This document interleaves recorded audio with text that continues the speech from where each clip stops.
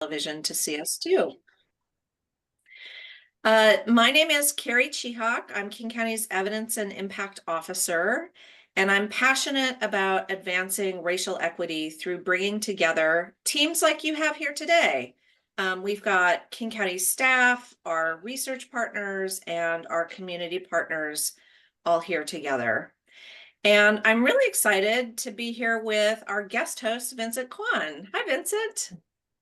Hi there. Thanks so much for having me today. Yeah, I'm so excited to have you. So Vincent is co-director at JPAL North America. Some of you probably know about JPAL, many of you probably don't. Vincent, do you want to tell us a little bit about JPAL?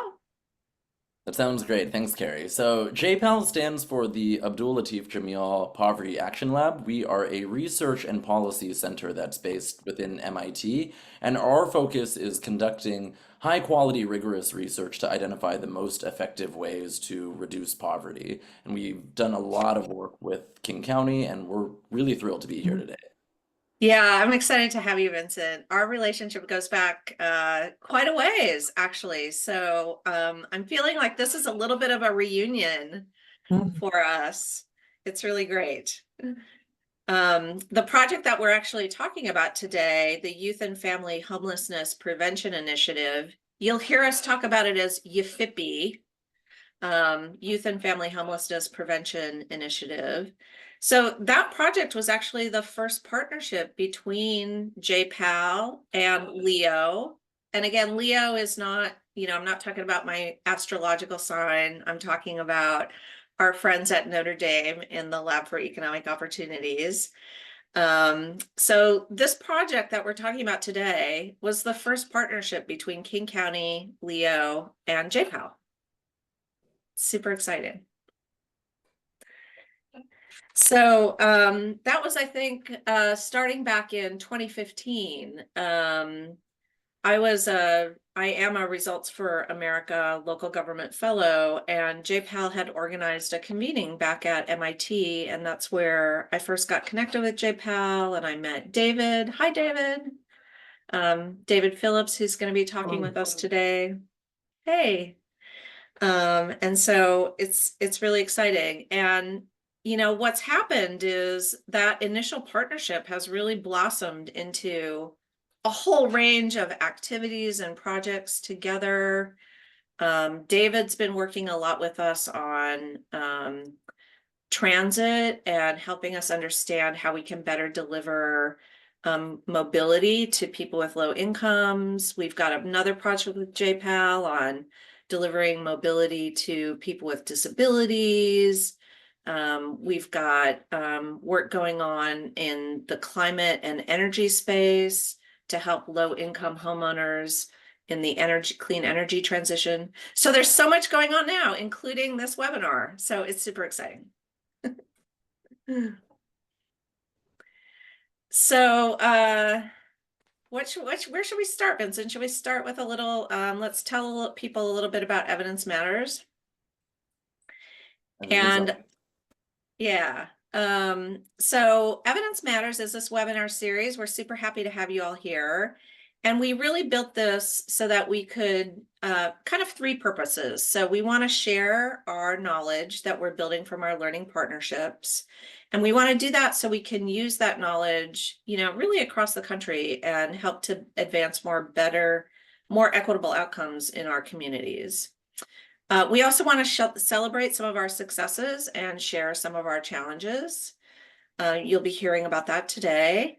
And we want to build connection with all of you who are tuning in from around the country. So I'll drop my email into the chat once we're through with this intro, and I encourage you to just be in contact with me if you want to share some of the work that you're doing or have some reflections.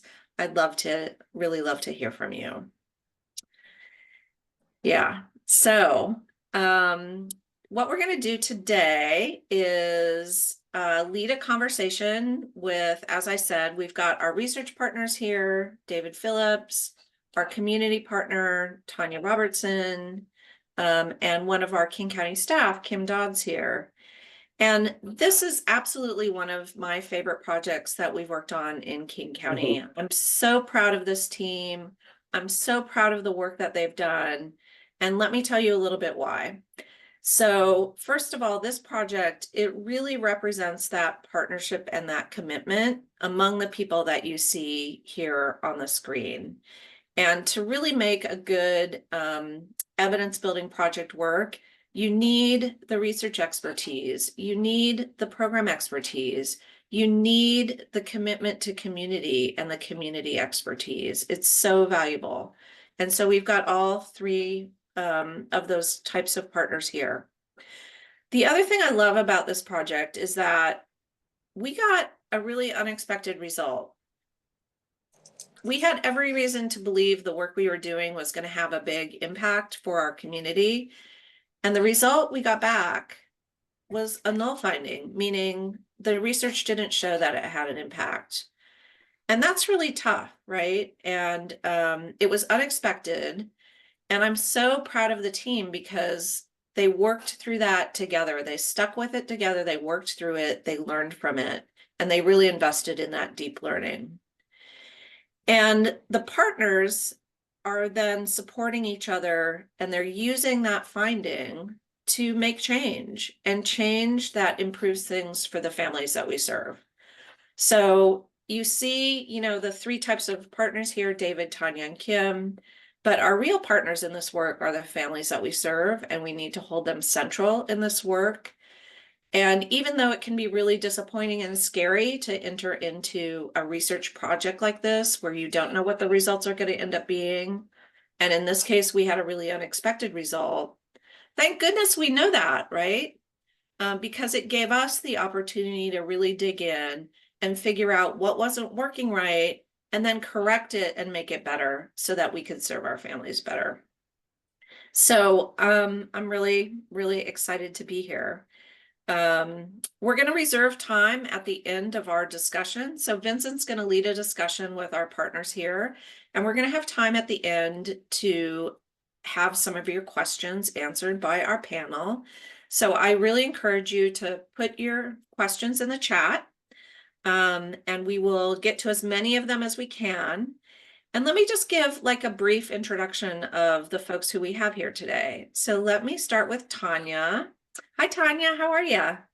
I'm good. How are you? Good. It's great to see you. Thanks for joining us. So Tanya's at Therapeutic Health Services, and they provide a range of supports for families and kids who are at risk of homelessness. They're really one of our strongest, best community partners, and award-winning too. They won some of our first Best Starts for Kids awards. They were recognized by the Inspector General of the United States of America for their COVID response work. They've really done amazing work here in our region that has had national impact. So thanks, Tanya. Thank you for having me. Yeah. And then Kim Dodds. Kim is our fearless leader of the Youth and Family Homelessness Prevention Initiative at King County. She's in our Department of Community and Human Services, and she's leading strategy and implementation of this program, really working with all of our community partners who have connection with families in King County. And I'm so appreciative of Kim for digging into this work, using the data and evidence to help deliver better results. And Thanks, then David, Terry. yeah, great to see you. Thanks for being here, Kim. And David Phillips. Hi, David. Okay. I see David almost every week. I'm happy to see him twice a week. And David and I have worked together for many years now. David's research faculty at the Lab for Economic Opportunities at Notre Dame. And again, this is the first project we worked on together. And he really, jumped in, and he's stuck with us all the way through. So it's really wonderful to see him here today talking about this. So with that, Vincent, I think I'm just going to turn it over to you, and you can take it from here. That sounds great, Carrie. Thanks so much for that great introduction, and thanks again for having me on the session today to facilitate this great discussion about null results. So I'd like today to feel very much like a conversation among all of you. And like Carrie mentioned, this research project and partnership that you all have formed together is really inspiring. And you all bring different and very complementary perspectives to this type of work, including how high quality research and especially sometimes unexpected findings can be utilized to improve outcomes in our communities. And so I have prepared a number of discussion questions for all of you, but like I said, I'd love for it to feel conversational, so feel free to jump in throughout and respond to each of your fellow co-panelists as well. And so as Carrie previewed at the beginning, today's session is really going to focus on the idea of null results. How do we make sense of null results in rigorous research, and how do we interpret null results and potentially act upon null results to better serve our communities? And before diving into that discussion, though, I'd love to hear a little bit more about the idea behind the YFIPI program specifically. So, Kim, I'll hand it over to you first to talk a bit more about what the YFIPI program is intended to do, how did the program work, and what were some of its goals? Thanks, Vincent. The AVIPI program was designed under Best Starts for Kids. So again, that premise of every kid should have their best start to ensure that families or youth that were housed could stay housed, that their vulnerabilities would not result in housing loss for them, that we could put together a program that would hold up people that were facing imminent risk of losing their housing and hold them steady and hopefully get them into a place with great case management of long-term housing stability. So it really was our goal. And the design or the desire to test a theory in this was, does this work?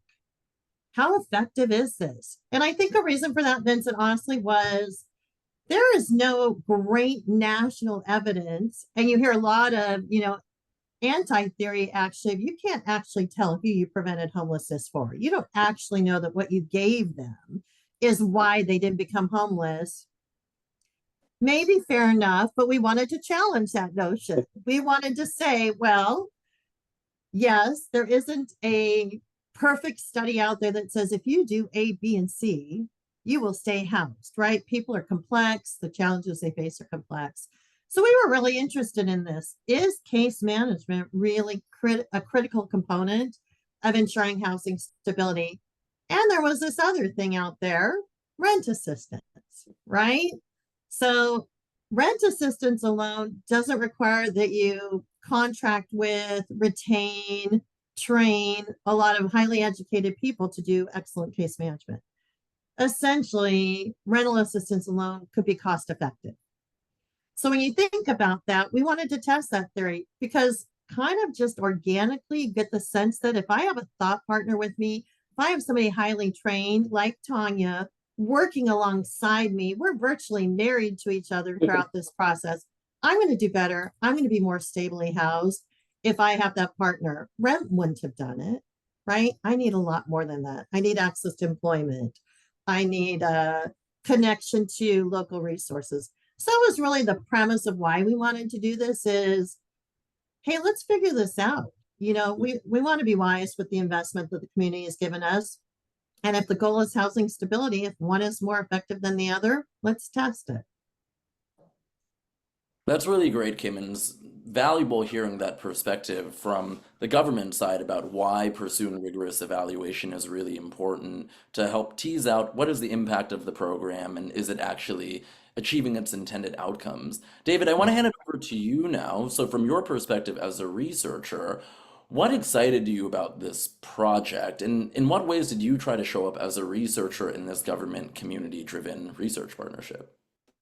Sure. I mean, in terms of what was exciting about it, I think the model of YFIPI was something that seemed innovative, and we were excited about other people and other communities learning about. So, right, homelessness prevention programs exist in almost every community. I know there's some folks outside of King County here, right? Those folks, there's almost certainly homelessness prevention programming in your community too. Often those programs focus heavily on emergency financial assistance, and there's a little bit more research on the effectiveness of that. But as Kim pointed out, right, a family on the verge of eviction and homelessness, right, that can be a really complicated situation with a lot of things going on. Legal, negotiating with landlord, trying to figure out how to generate more income. It's just a bunch of stuff going on. And so there's a lot of reason to think that having a human being next to me, walking side by side with me could make a really big difference. And so I think we were excited looking at this, saying, what about this sort of holistic response in homelessness prevention? How much does that add beyond some of these sort of one-time financial assistance programs that are a bit more common? So for us, that was exciting. On the partnership side of it, I think it was really neat to be able to step into a place where we were partnering both with local government and with a couple of dozen local nonprofit organizations that were implementing this program, that were working in lots of different communities throughout King County, and be able to work with their expertise and benefit from what they knew about the folks that they were working with. And so that we could try to work together to design an evaluation. So like doing rigorous research and doing like high quality social service programs and having those happen together rather than fight against each other, right? It takes some work. And so being with a group of partners who were excited about that, who were going to give us honest feedback when we came with an initial research design, and people like, a couple things you need to change about this, like to have folks where there was this mutual sense of everybody's expertise and being able to work together to get to designing a study that would ask a question that everybody thought was important and would do that in a way that was manageable for everybody. That would take a lot of work, but that was manageable for everybody, I think was something that was exciting for us from the research side. That's great, David. And thanks so much for talking about the importance of the strength of the partnership that you all formed with the county as well. And Tanya, I'd love to hear your perspective as the one who was on the front lines working with community partners and families about what the research experience was like. I'm sure that you had a number of questions and potential concerns about doing this type of research. What were some of those concerns, and how did building this strong research partnership alleviate some of the questions and concerns that you had about engaging on this project?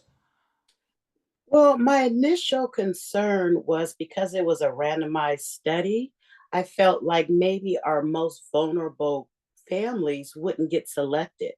And so then I was concerned about the data.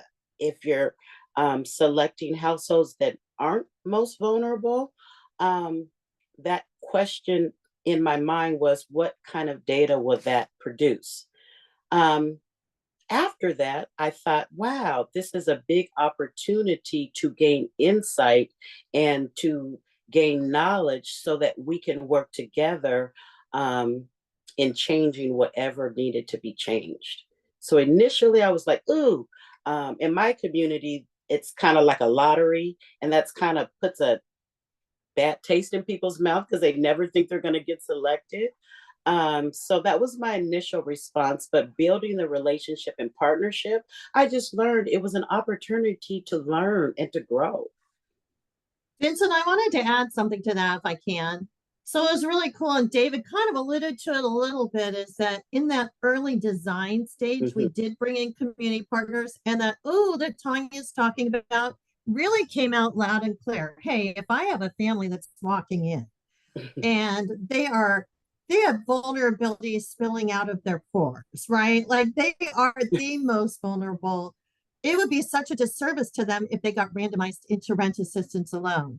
So because of their feedback, because of their concerns, David, King County, we all strategized and said, well, what if we built a research study that took those highest level, most vulnerable households out of the study? Let's take them out.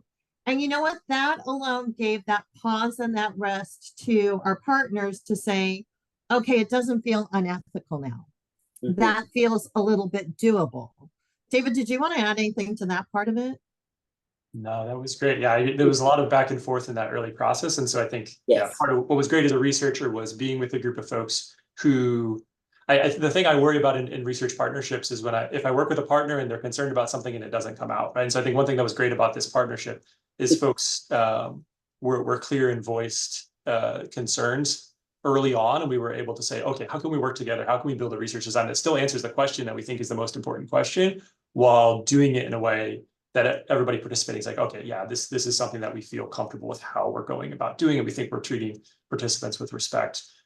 We think we're dealing with these tricky ethical situations in a responsible way. So and there's a lot of those situations that I'm blind to as somebody who's a little bit more external. And so you kind of need the partnership to make sure that I don't walk into a landmine that I'm not aware is there. I really love that. And I think this is why this is such a strong case study of how this really powerful research partnership where there's respect in all different directions and valuing of expertise from different perspectives ultimately makes for a much stronger research project at the end of the day that can also meet a number of different goals as well. So thanks again for sharing that additional perspective. So I'd like to shift gears a little bit and talk about the unexpected findings. So as we all know, the results came back as null results, which is not what initially anybody had anticipated. And I want to hear about how you all as a group collectively worked through making meaning of some of those results. So David, let me hand it to you first to talk about what were some of the key findings from the study. Sure. So the way that we talked a little bit about the study design evolved, just to start with that, what the study did is compared two groups of people. Everybody was receiving some homelessness prevention services. Some were offered just emergency financial assistance, and other were offered this combination that Kim described of emergency financial assistance and intensive case management with a person walking alongside of them. And so what we did is we followed up with those two groups of folks through administrative records, existing records, about a year later. And we looked for things like, has their housing stability changed? When you layer case management on top, what happens to people's outcomes?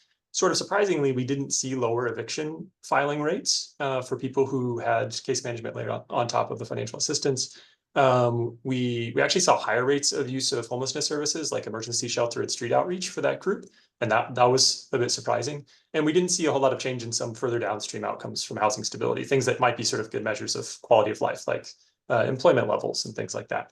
And yeah, and so overall, I think our expectations perhaps going in is that we would see lower use of homelessness services, higher rates of employment, et cetera, for the case management group. And so what we saw in the end was a little bit different than that. And so, David, given that these findings were quite unexpected, it must have been hard to think about how to relate the findings to Kim, to Tanya, and the rest of the case management team. How did you go about doing that, and what were some of the key principles that you had in mind?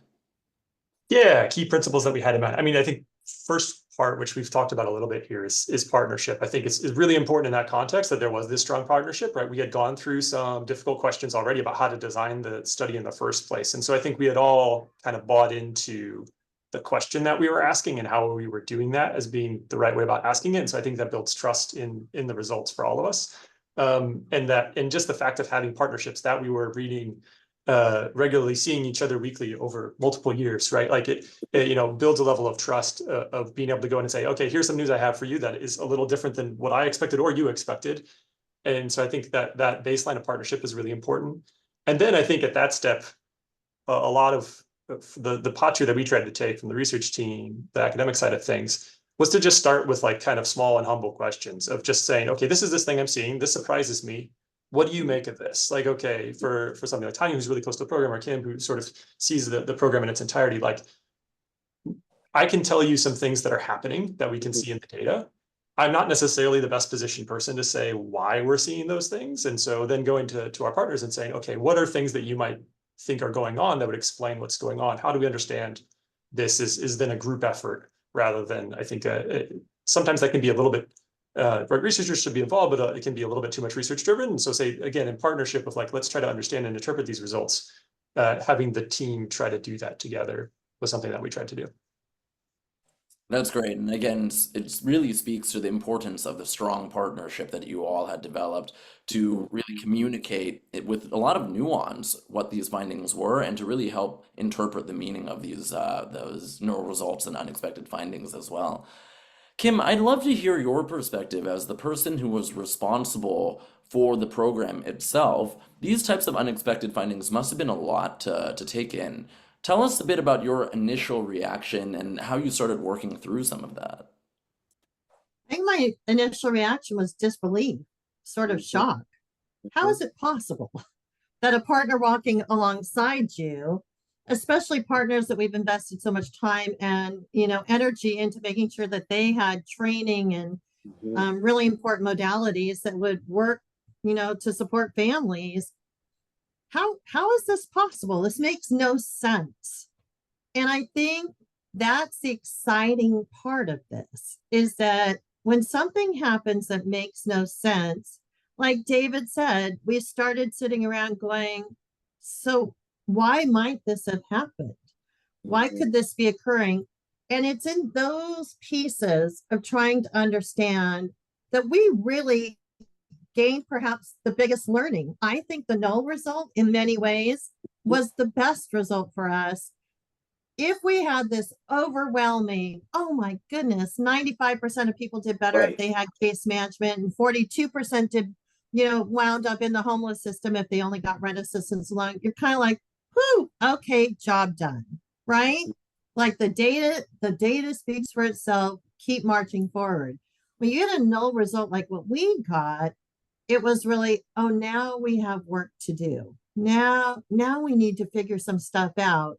And in that partnership, Tanya plays a huge role in that partnership. In that partnership with David and Tanya and the other providers, everybody being given a voice. So going to, our agencies and saying, so the results are a little surprising. Mhm. Let's engage in some conversations. Why do you think this could be?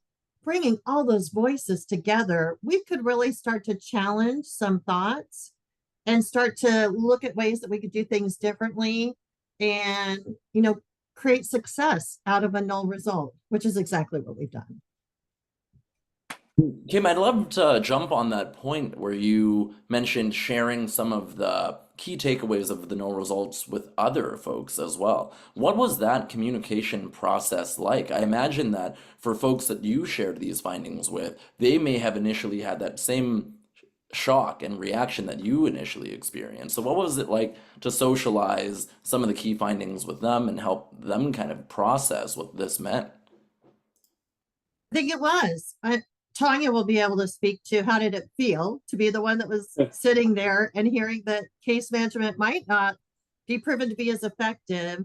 I think there was fear for all of us. Boy, if this makes it out in the press, imagine the ripple effect it could have in the communities across the country. Well, why would we pay for these expensive interventions if rent assistance alone is enough? So we wanted to immediately get on top of the why do we think this is what happened? And we already had a couple of thoughts. We did Mhm. have a couple of thoughts as we were working through this process of, gosh, we're sure struggling with this. I wonder what the impact will be of the struggle we're facing throughout the process. Again, it was a long journey. It was about 2 years of data collection. So kind of rambling on with those thoughts throughout the process said, now we need to test this theory because if this is the reason the results were there, we have some work to do. That's great. And I want to share some of our reflections, even at JPAL, having supported a number of different impact evaluations that have also produced unexpected null results. It often is difficult, whether or not you're a researcher or the government or the nonprofit implementing partner, to grapple with some of these initial results because they can feel quite shocking and unexpected. But then at the same time, once you are able to process those key takeaways, you're able to dig a bit deeper and ask the question of why might not it be working as effectively as expected. And then it does enable you to shift gears a bit, to pivot the program and to tinker with different models and components of the program to more effectively serve the communities that we are hoping to support. And so I think these types of null results can feel shocking and unexpected, but they're not uncommon. And so this is not something that is, only unique to King County. But I really appreciate you all sharing that perspective of what it was like to process through those unexpected findings and to make sense of them. And so then I want to talk about how you all were able to leverage these results to ultimately improve outcomes and improve the design and implementation of the program to serve folks within the community more effectively. So, Kim, talk a bit about what kind of changes you instituted as a program manager based on what you learned, and how do you think the findings helped you improve the way you worked with families? Yeah, I think what I alluded to just prior was we had some concerns throughout the study. One of the things that we were battling was extremely high case manager turnover. We had no wage standards for the program.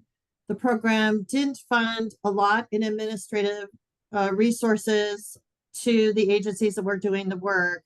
And so we had case managers having pretty low salaries, and we had 1 to 3 case managers turn over every couple months.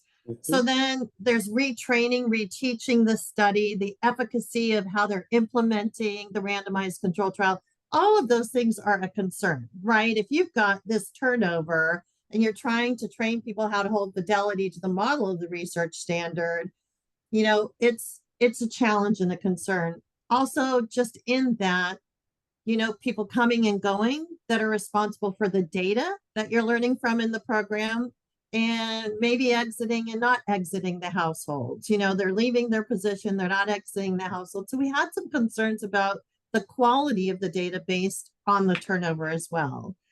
And so we decided we would address those concerns in the next iteration and say, we're only going to know how effective case management is if we can effectively keep case managers. So we implemented an iteration 2.0 minimum wage standard that required the case managers make good wages. We also reduced we kind of held a cap on the caseload. So before, agencies would decide on their own how many, you know, households a case manager might have. So we had some that had 13 households. We had some that had 40 households on their caseload. And we decided we'd create a standard of 15.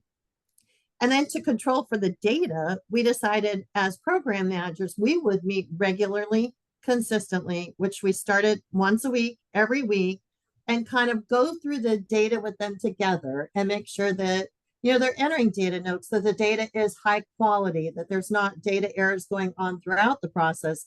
And then we meet with them now every other week. We've been doing this for a year and a half. We meet with them every other week. And so we have some control over when they're exiting and ensuring that they're exiting. And again, that data quality is good. So we've kind of solved for some of the bigger challenges, but I'm not going to say that wasn't without an impact. And Tanya probably is thinking, oh yeah, there was an impact for all these changes. Listen, Tanya, I'd love to hear your perspective there. So from the perspective of really being on the front lines providing this case management, how do you feel like these research results and the subsequent changes that were implemented to the program really impacted what your day-to-day looked like? Well, I'll start with the impact. When I got the results, of course, I looked at myself as a case manager. I looked at myself. What am I not doing correctly? What can I do better?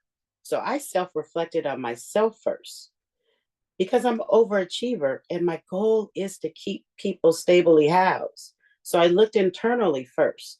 Then I looked at the world around us, meaning I looked at a lot of my clients being laid off, not having jobs, the rent increase.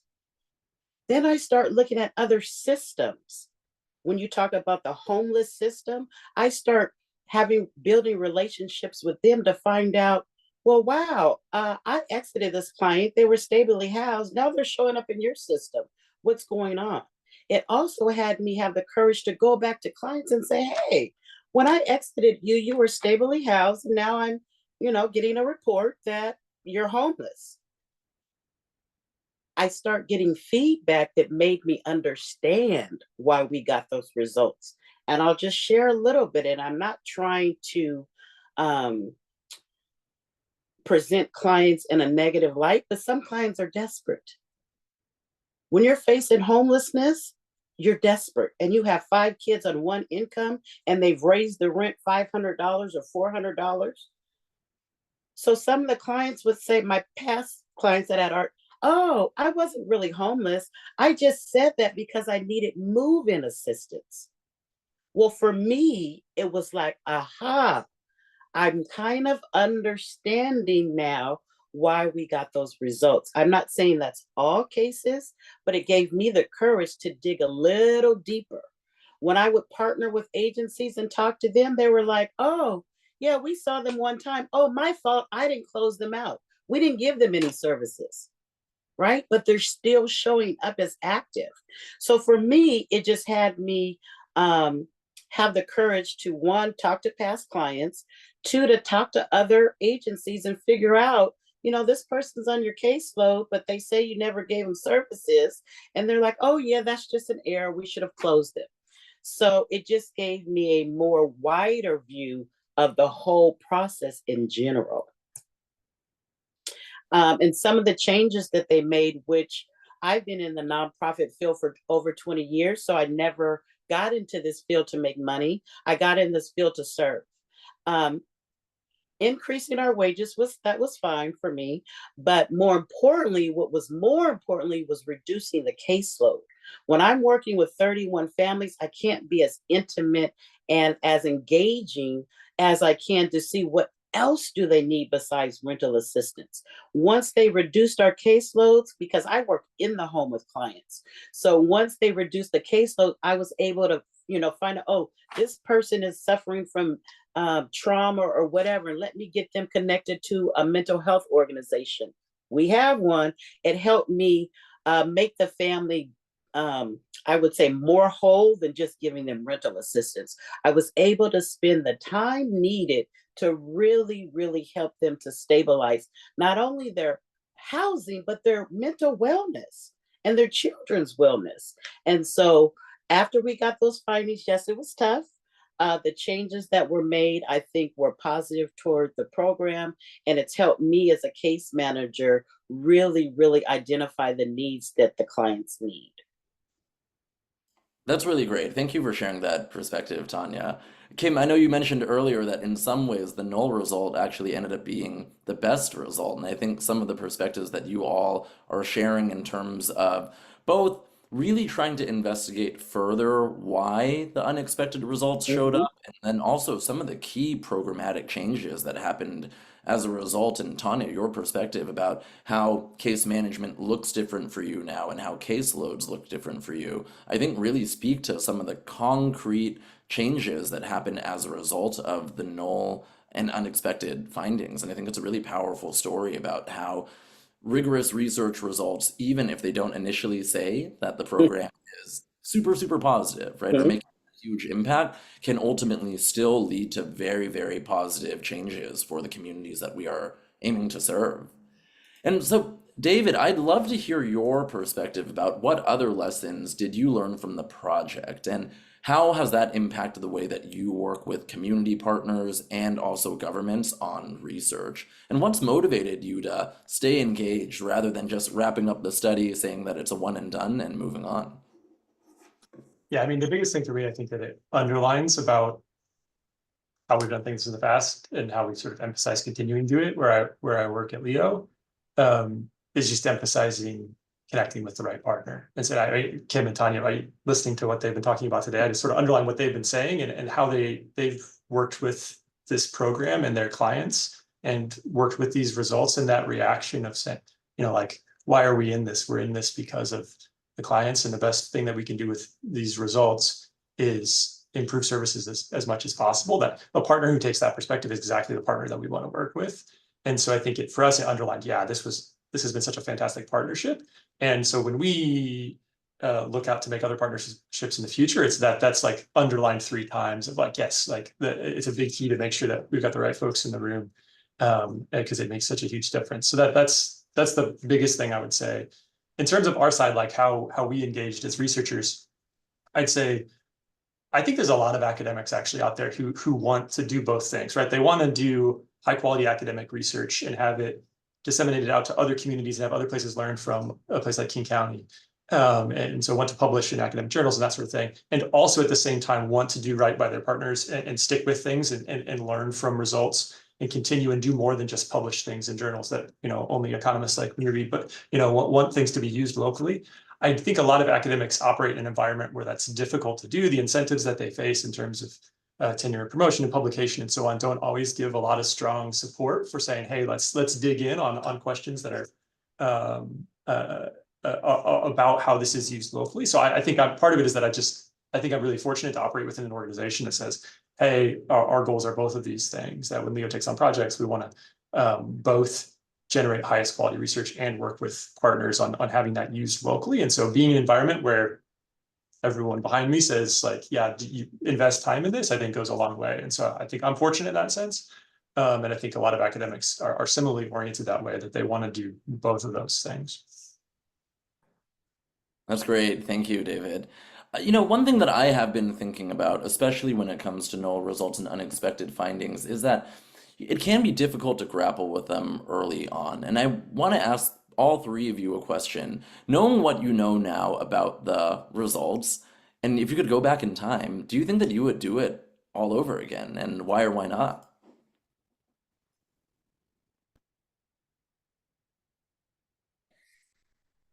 I'll go first because I think it kind of starts with, the program and the interest in studying something. Absolutely. Disappointing results, disbelief in the results, right? Like, no, it can't be that.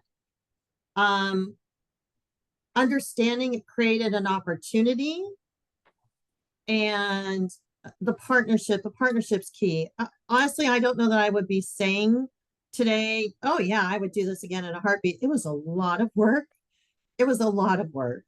But that partnership, working with David, with Leah, working with JPAL partners, working with Tanya and the partners, it was such a great collaboration that yes, I would do it again. And mostly because I do believe that null result pushed us to say, and why? And that and why is where the real value might have been. We didn't know that to begin with, but we sure know that now. So that would be my feedback. I jump into it in a heartbeat, as long as I had, like David kind of alluded to, the right people in the room, the right levels of curiosity, the right partners. And I would definitely continue to do this work, just because if you have never faced homelessness and you're a single parent, you got 3 kids, you don't know what that feels like. And so I would always do this kind of work to help prevent some child from being on the street, and to go to school from a car, or to go to school from a hotel. I've dealt with them all. And so I would totally continue to do this work. There's no doubt.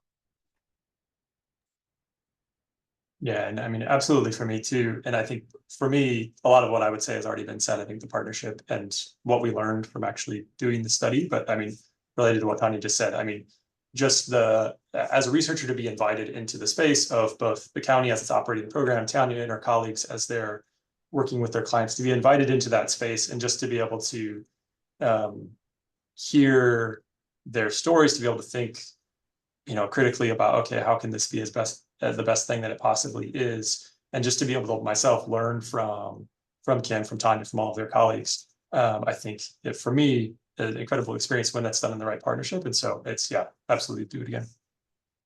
Vincent, I'll chime in here too. I mean, I'm really glad that the team responded that way. And I'll just say, of course, when we, undertake a study, we would love to see really positive results that affirm the work that we're doing. And the most important results that we get are the ones that are unexpected, because that's what we need to know, right? We want to make sure that we're doing the best for the people that we serve. And the reason we undertake this kind of research is to uncover those areas where we need to make improvement and do better. And so again, I'm just so proud of the team, and I hope everyone here with us, can feel the passion that they have for really delivering and improving outcomes for people in our community. Great. Thank you, Carrie. And so I'd love to ask you all, what's next in terms of the research partnership? You all have formed such a strong relationship and gone through a really important research project together. What comes next? What are some of the important research questions that you all are tackling and are excited about? Yeah, David, what's next? Yeah, so at our lab, we're doing a bunch of different work. So we're working some with King County on a number of different projects, both related to homelessness prevention and other topics. So I think continuing to learn about, generate evidence about what's making a big difference for people in situations of poverty, and using that information to make those programs better. That's what we're up to. I think specifically with homelessness prevention, we're working with organizations all around the country, including in King County, to learn about other aspects of homelessness prevention. So aspects related to, lots of different parts of it. Like, there are lots of questions that came out of this project, like just about case management, but sort of implicit in our conversation is not just should we do something like case management or should we do financial assistance, but who should we do it for? Like who should be prioritized for these different forms of emergency assistance? So we're working with one other partner in King County right now on a study related to that. We're working with organizations around the country to think about questions of these questions of how intensive should these be? How much time of case management? How big of caseloads should be? How much financial assistance is enough, right? Those are other questions that we're working on with other partners as well. So yeah, lots of stuff going on, lots of things to learn. Any one study, we learn a whole lot that's really important. It also, raises new questions that are important for us to keep building on in the future. So yeah, working on a bunch of stuff, both in King County and elsewhere related to this. Vincent, I want to add that was an added benefit of this partnership early on is that David introduced us to other people that were doing similar studies. And we've been connected and meeting, across the US together over the course of the last several years. And that is a value add that I didn't even know would come from participating in this process, the relationships I've built, the learnings I've obtained, as a program manager from partners across the country doing this work. That was great. And I hope that continues. I hope that this builds interest in others, gathering together and learning together. But that was sure a benefit that I've appreciated as well. Yeah, Kim and a lot of our partners in San Jose, Chicago, Houston, all over the country, right around the time the enrollment in the IFIPI study ended was right when COVID hit. And so then a lot of our partners were transitioning to scaling up massively to do COVID era assistance. And so that was one piece of the immediate follow. I was like, oh, can we connect these folks together? And they learn from each other about how to just even implement this new thing that everybody was trying to do all of a sudden. That's fantastic. Thank you. And so I know that we want to open up the session to get some questions from the audience, and I see that there are a number of questions here in the meeting chat. So Carrie, how should we go about this? Should we just look at the questions and voice them out loud, or what's the best way? Yeah, why don't we see if some folks would be willing to come off mic and voice the questions themselves. I see that one of the first questions was from Jonathan Oskins. Jonathan, would you pop off mic and ask your question? Sure, yeah. Jonathan Oskins, Los Angeles County Department of Health Services, Housing for Health in the Homelessness Prevention Unit. And out here, I worked in direct homeless services for a very, very long time on the streets and such, and am new to this type of work. And I would like to be effective. I've seen the studies prior to these regarding case management. So I was wondering whether, among all the other great questions here, if there's a standardized intake form assessment survey used. I assume there was, but I didn't know if it had changed over the course of the program, or if it was it was being looked at to be updated to best determine which case management needs might be useful. Obviously, as a case manager, I try and talk to my folks, gain rapport, trust, see their needs, which can change over time. But in the very beginning, identifying some of those things can be important, I think. But you're the experts, so I wanted to ask. Jim, do you want to take that? You want me to? Okay, yeah. So the program did have a standardized intake survey. It's one that was locally specific. So it's I think the one in King County is not used in other communities, although the one that this program used had some features in common with, for instance, I believe a prior eviction prevention program that the city of Seattle had run. And so so the program, people were both eligibility for the program itself and whether somebody was eligible for the study, which Tanya alluded to earlier, depended on that sort of risk scoring tool. So the very highest risk people on that all got case management. People in sort of a middle risk range were also in the program, but then were in the study. And that assessment persisted for a while. Although actually, I don't know, Kim or Tanya may know whether that's changed between the time of the study and now. Okay. The one thing we haven't mentioned, though, that I just did want to mention is people had to opt into the study. So we haven't talked about that. Right. So the highest intensity households were based on that assessment that David just spoke to. they weren't eligible to be, considered for participation. And then they were informed about the study, all about the study, what it meant to be randomized in this, and they could opt out at that time. So if they said, oh no, I want case management, I need case management, they were never randomized at all. So I think it is important to say that there was also choice. And say you had been randomized to receive rent assistance alone, if you made a different decision, you could pull out of the program at any given time, out of the study, and then just be enrolled into the case management program. So there were other options as well. I just didn't want to leave that out. Thank you. And then maybe Regina, you could pop off and pop onto the mic and ask your question of Tanya. Hi, can you guys hear me okay? Yeah. Yeah. Great. I was curious, Tanya, as a case manager, like on the front line, did you ever feel, or was there ever like a vibe from the other case managers? Was there anything that you were like, maybe some type of, not a red flag, maybe like a yellow flag that you were like, thinking like, oh, like this might affect the results, like maybe this isn't working, like prior to get those results? Was there anything like the case managers as like a coalition kind of felt in that? I don't know if that makes sense.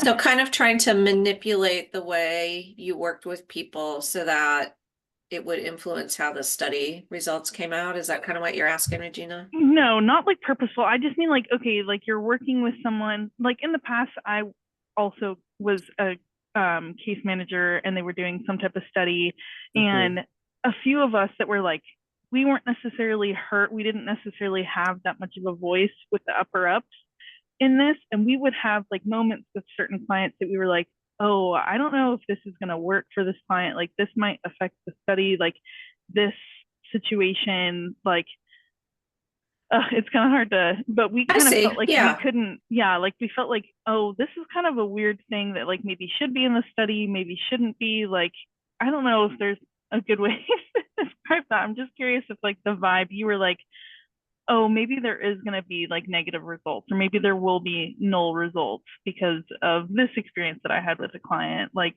and the answer might just be no. And you're like, Regina, what the heck are you even asking?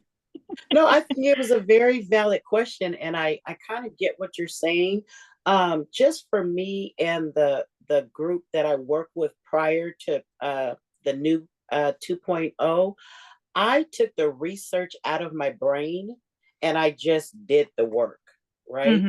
My initial reaction made me feel uncomfortable just because I felt like, what if a family really needed this service, but they were placed here? So that was my only concern. But as far as the research part of it, I took the research out of my brain and just implemented what they asked me to do. And then was excited to hear the results, and then disappointed. But then like, okay, research is a tool that helps us grow and change. And that's exactly what we did. But I do understand your question. Oh, and I also want to say I didn't really have a lot of collaboration because we had such a high turnover rate.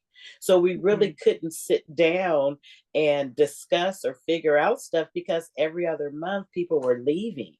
And so with this new cohort, the turnover rate has not been like it was in the past. So we're able to connect and voice and talk and meet and do the things case managers are supposed to do to build relationships so that we can help our families, because they're the most important thing. That's great. Thank you. Yeah, thanks, Tanya. Thanks, Regina. We've got a couple of questions from both Denise, hi Denise, and Melissa, about standards. And so Kim, I think this one might go to you. It's about how did you set standards for training and wages? How did the agencies respond to that? And how did you find additional funding to provide for like higher wages, right? Fair questions. I know we're running short, so I'm going to answer in brevity. How did we find more money? There was no more money. It was. So we knew from day one how much money we would have each year in this levy. So it meant that there would be fewer case managers. So leading in one area meant that there would be a change in the other area. Well, there was a little resistance from a couple of the agencies because our minimum standard would put a couple of the case managers at higher wages than other fellow case managers. And we just said, hey, we did this randomized control trial. We had this study. We are testing a theory that, you know, the case managers that are leaving consistently may have been a part of the null result. And so we're going to do what it takes to have low to no case manager turnover, and raising the wages and has created that. We have virtually, as Tanya said, we really don't have any turnover. People come and they stay. They've been there the entire iteration of 2.0. So that is fantastic. The training, it's nice because we started with high intensity training at the beginning. And we were so used to having to consistently train in iteration 1.0 of UFIPI. Again, case managers aren't leaving. So when we ramped up at the beginning, we've been able to slowly kind of taper off a little bit of some of the training, which has been wonderful. There was a third part of that. Carrie, do you remember the third part of that? Training, wages, how did agencies react? Okay, yeah, that's about it. Yeah, I think you covered it all. The agencies agreed over time, and guess what? The agencies have benefited because turnover costs them too.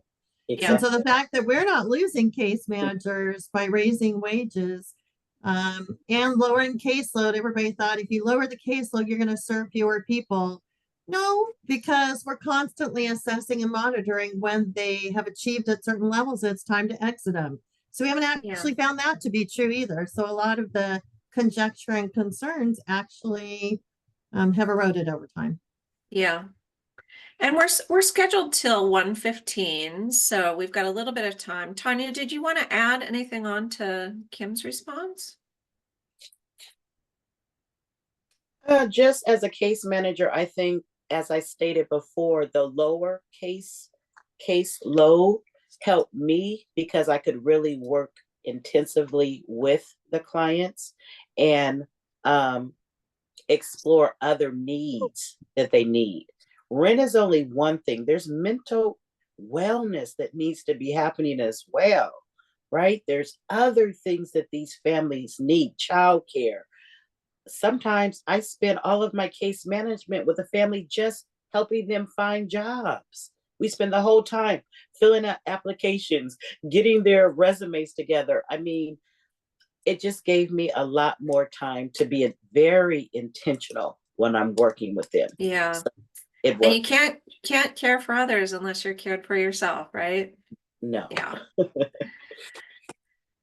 Melissa, you have a question about maybe I'll read it here. Were results by agency studied to see if some were implementing programming more effectively? Kim, do you want to talk a little bit about, so we're looking at kind of the whole program in this study, but how do you look at agency by agency and share learnings between agencies, and like how does that all work? I'd say that was a part of our work.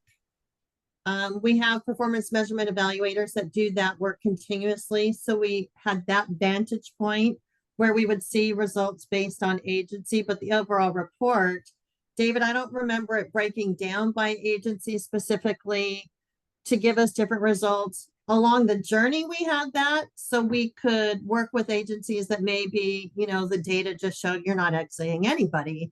So in order to, really help us with the results of this study, we need you to do some of the key data points, data work that has to be done in order to produce a result for this study. David, I can't remember, did your final report break out by agency?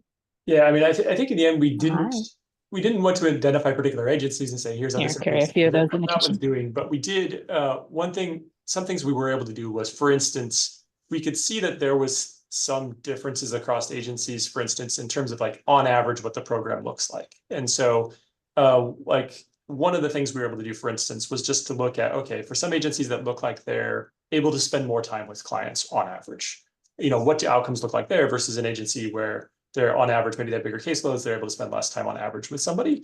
And so one of the things we saw, for instance, was that right? A really thin version of reaction to our results might be case management bad, right? But if case management's bad, right, then what would you expect? If people get more case management, that they would look worse. But we didn't see that. Like agencies that were spending more time with clients, those clients weren't doing worse. They looked actually better on some dimensions. And so I think that's a little bit outside of the original randomized controlled trial, but it's one of the things that we could use where like Kim and others, right, have these ideas that they see from watching the program of saying, well, maybe there are things about the intensity of case management, about caseloads that's important.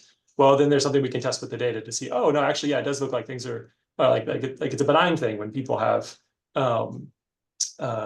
more time with their case managers, not a bad thing, right? And so I think there were ways like that we could go back and forth between the data and between what people who are closer to the program than me could see. And some places those supported each other, like with looking at caseloads.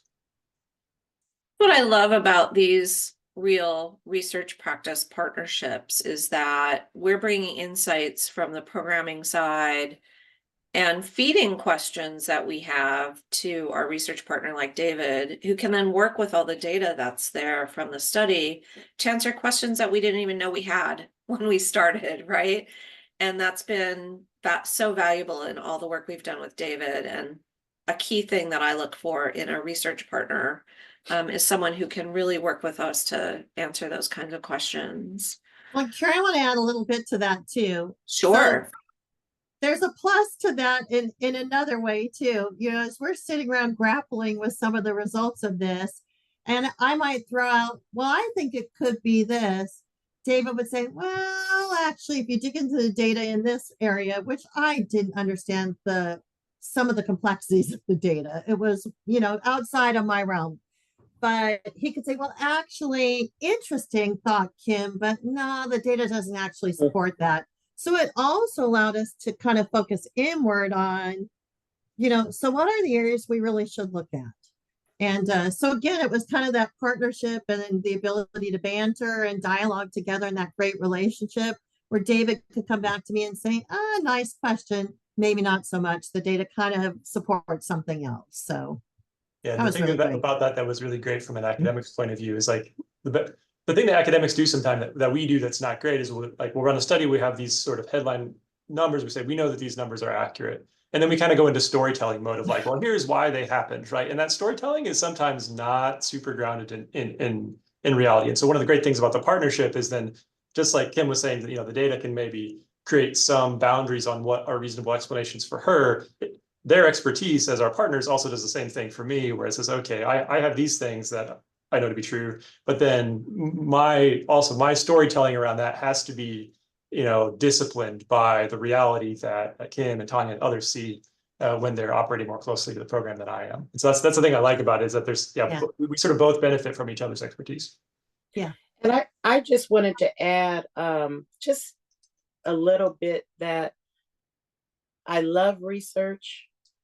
I think it helps us look at other things, how we can evolve and change and help our families.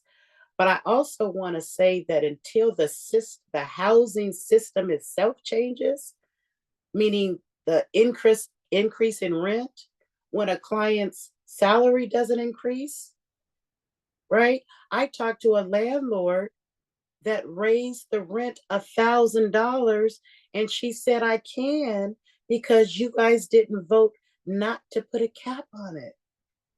And I thought, my goodness, $1,000?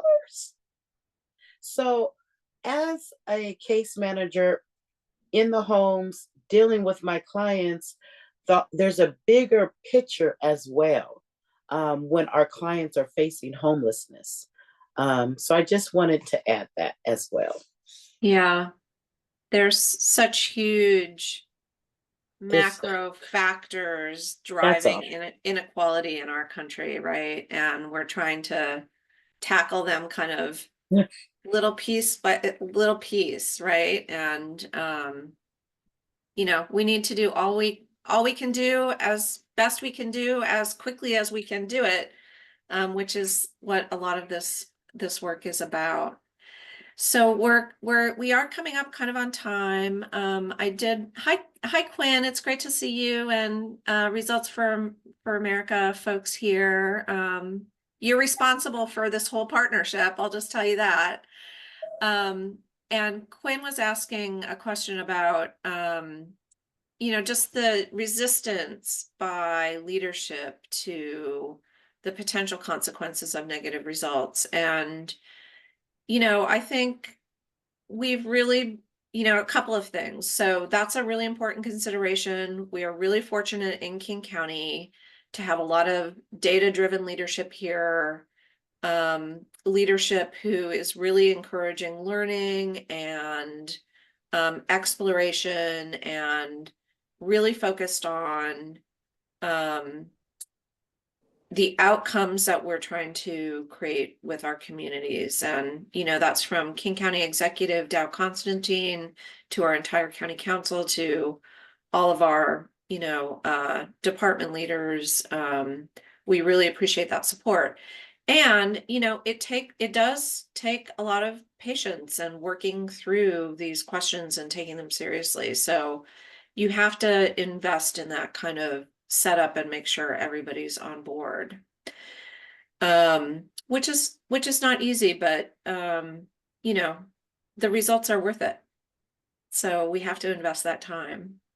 So maybe Vincent, you and I can kind of start to wrap things up here. I mean, I'd just be really curious to hear your reactions to this conversation. What were your takeaways from our time with our panelists here?